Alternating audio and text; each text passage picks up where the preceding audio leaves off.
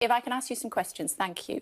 15-year-old boy kills 7 Israelis, including a newly married couple helping the injured, shot outside a synagogue on Holocaust Memorial Day. Do you condemn that? Every life lost is absolutely a tragedy. And no one works for a non-violent solution to this more than us. Do you condemn it?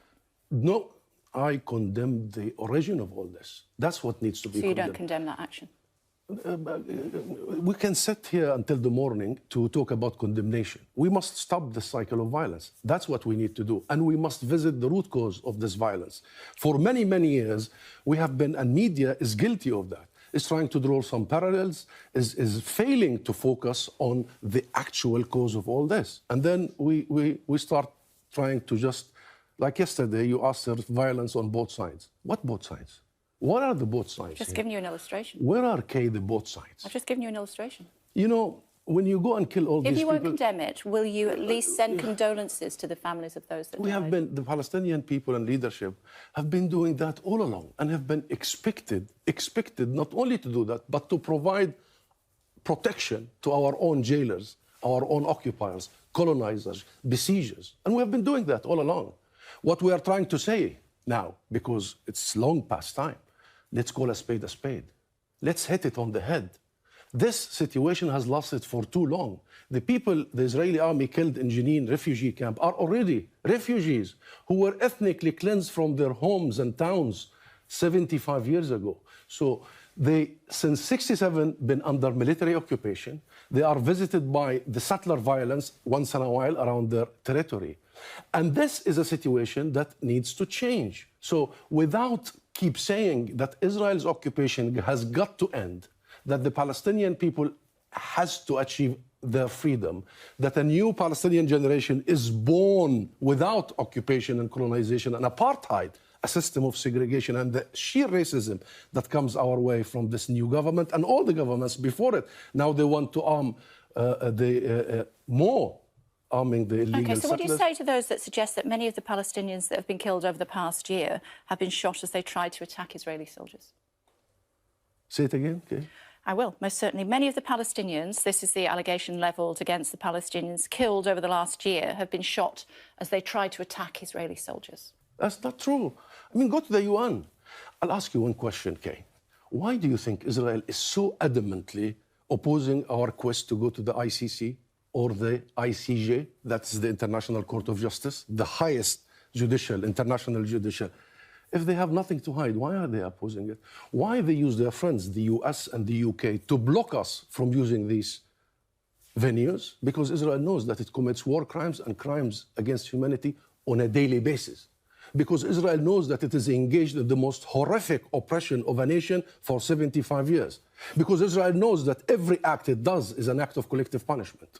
Because Israel knows that any judge in the world, including British judges, will indict them and will accuse them of war crimes repeatedly.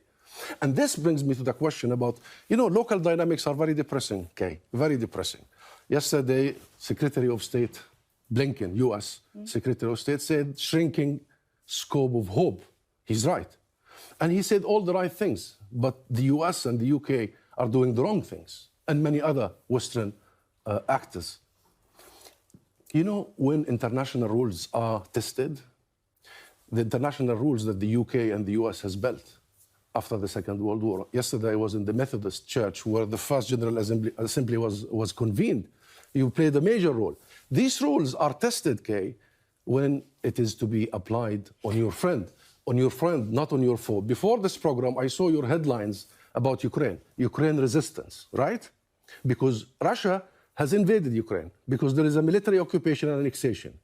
The UK recognizes Israel's presence in the occupied territories as occupation and annexation.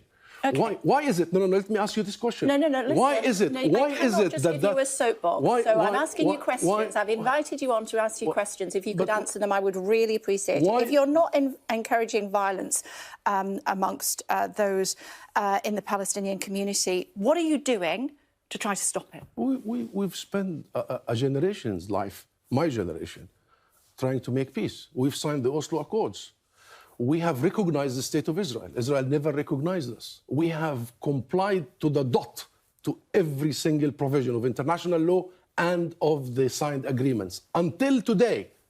And since we signed the agreement, Israel has wreaked havoc in every single agreement we have signed, every one of them.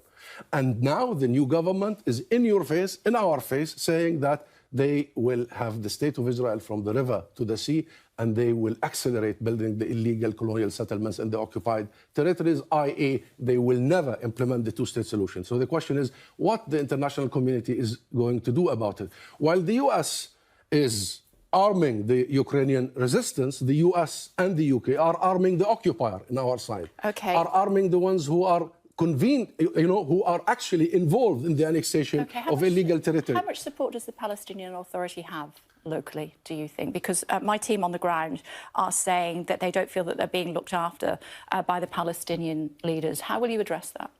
Well, we have to find a solution, because the Palestinian Authority was established 30 years ago, almost, in 1993-94, to actually deliver to the Palestinian people a state, independence, sovereignty. That didn't happen because Israel has absolutely reneged on every agreement we made. The PA was meant to be the nucleus of the state to come, but Israel has been in utter, full control of the occupied territories, committing all the crimes that we have just mentioned. So Israel is solely responsible on all these situations, and it has to come up with solutions. Do you think there will be more violence in Jerusalem before you find a way to peace? I hope not. I pray not. Remember, we are at the receiving end. Violence is exercised against us. Both ways. Both ways. I was just giving you an illustration. Look at the numbers. You know what's the difference? The difference is when hundreds of Palestinians are killed, I don't get invited to international media. No attention. Last year, 230.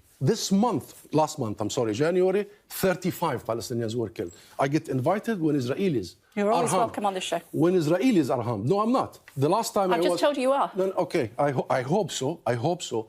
But a key part, Kay, is that media has got to portray the situation as it is. It is an oppressive regime that lasted for 75 years, a military occupation that has got to end, and people's right to resist the illegalities. Okay, well, come back soon. You'd be very welcome. Thank you very much indeed for joining us.